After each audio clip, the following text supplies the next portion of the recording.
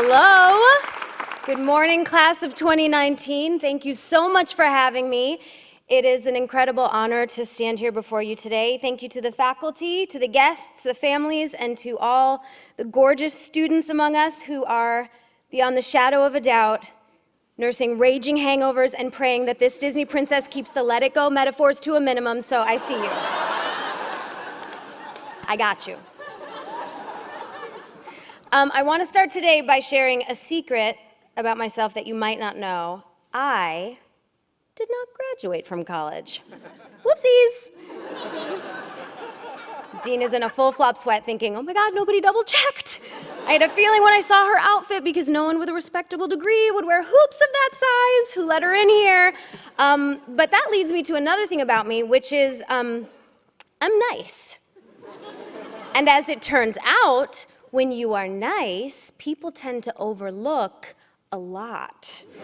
In some cases, this could include experience, credentials, not having your driver's license at airport security. And yes, that's a true story. Twice.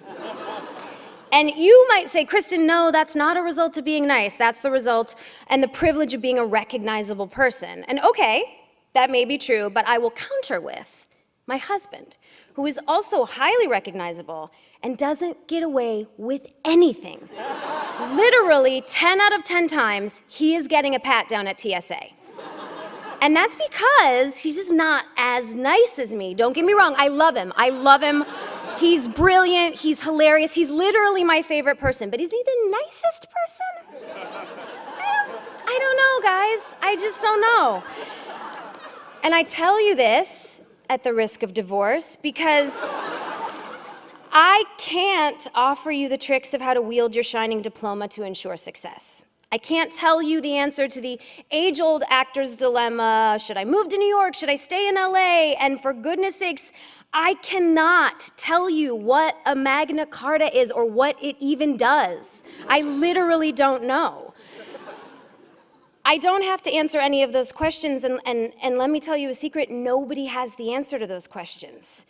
My sole trick to share with you is when you listen, when you really listen to people, when you listen as fiercely as you want to be heard, when you respect the idea that you are sharing the earth with other humans, when you lead with your nice foot forward, you'll win.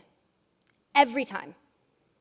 It might not be today, it might not be tomorrow, but it comes back to you when you need it. We live in an age of instant gratification, right? Of immediate likes. And it is uncomfortable to have to wait to see the dividends of your kindness, but I promise you, it will appear exactly when you need it.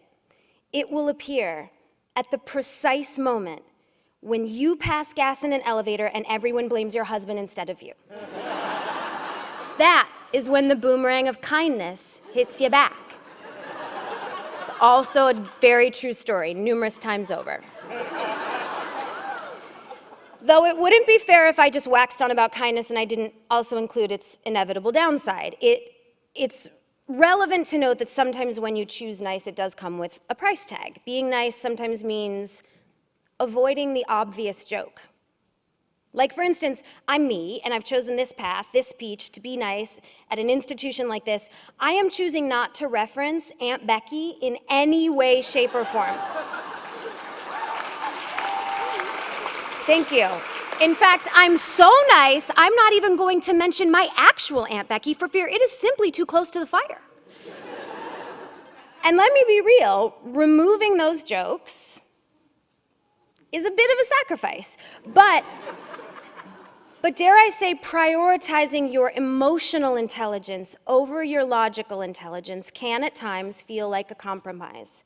But it does pay off. You were right, pay off.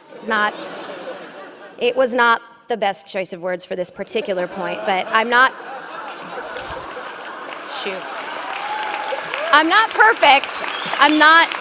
I'm not perfect, but I am trying. And you know what? I should have led with that. I am by no means perfect. I am also not telling you what to do. I mean, my second child is the result of unprotected makeup sex in a hot tub in the Hawaiian Islands. I am in no position to give advice. Hand to God. I can't do it. All I can do is share my experience with you. My husband always says, if you see someone who has what you want, ask them how they got it. Unfortunately, Beyonce has yet to reply to my email, so I don't have all the answers yet, but she will.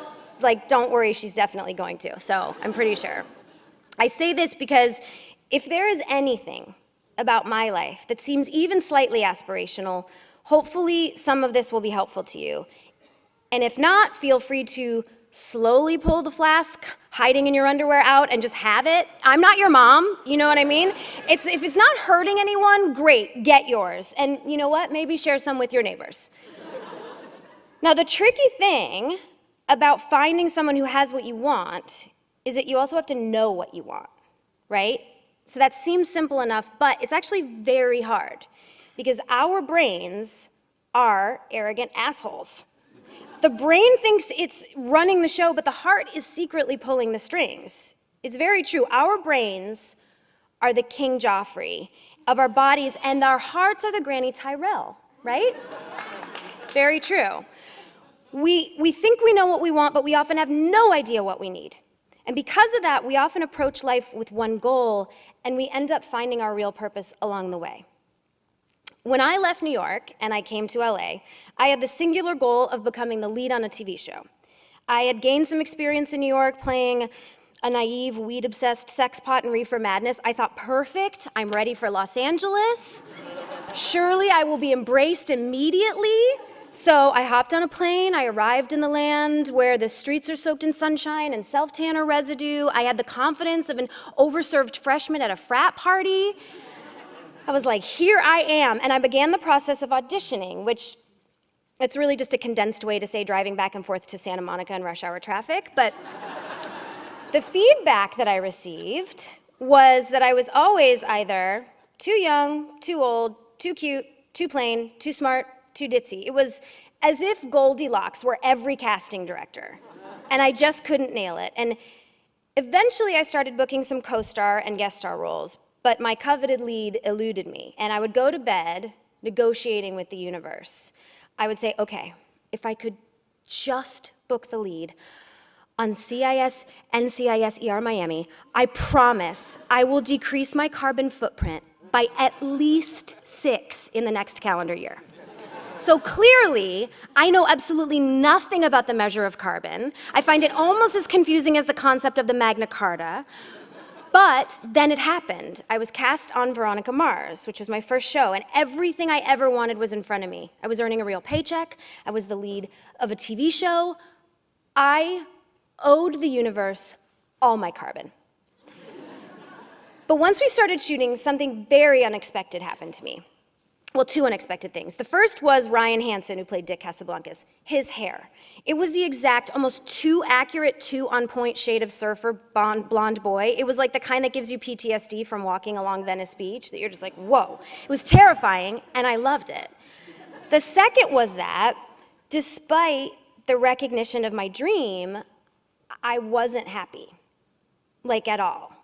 My arrogant little asshole brain could not comprehend what was happening. I was like, how was this possible? This is what I wanted and what I needed, right? And yet I had it all, and I was lonelier than I had ever been. And it wasn't until the boy with the surfer hair invited me to his birthday party, after hours offset, away from work, that everything changed. He wasn't just inviting me to his birthday party. He was inviting me to his life party, to his community. And I finally felt at home, and I made some of the best friends that I still have to this day. In retrospect, I know it wasn't the role I was looking for. It wasn't a paycheck or a titular character. What I really needed was friendship. So I want to stress to you, build your tribe. They will keep you alive. I'm also pretty sure that's what Beyonce would say.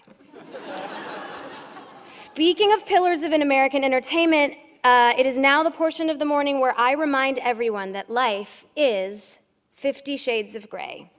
I have to assume I'm the first speaker in an academic institution that has referenced the book 50 Shades of Grey, but we have already established that I dropped out of college. I have no right to be here, so this is where we've arrived. I don't know what you want me to do.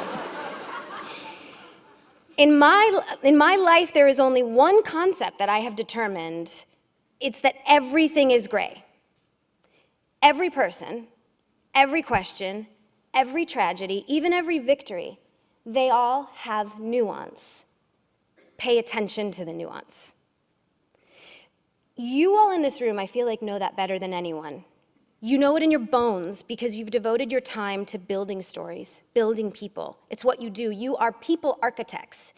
You read a script and you construct a walking, breathing human from the ground up.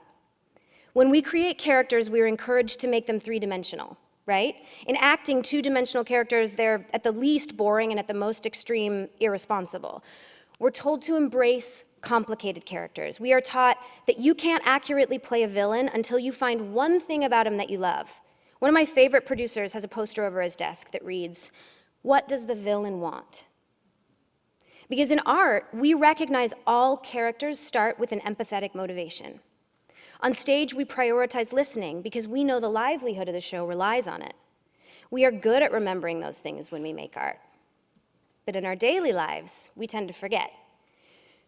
When we shift from the stage to reality, nuance seems to get lost in the shuffle. In real life, we don't look for the one thing we love about each person.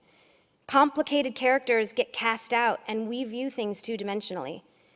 It's also becoming increasingly apparent we're not listening to each other, even though, like on stage, the livelihood of this entire grand show relies on it. The great news is we can all choose, right? When hard moments arise, you can lean on the experience you've gleaned in these past 4 years, and you can choose the nuance.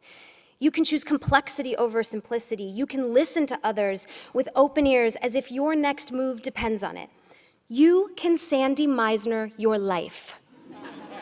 So class of 2019, as you move your tassel from the left to the right and officially take the steps forward toward your forever, I encourage you, take them with your nice foot. And if you take away one thing from this, remember what I said earlier. If it's not hurting anyone, great, get yours. And maybe share some with your neighbor. Thank you and congratulations.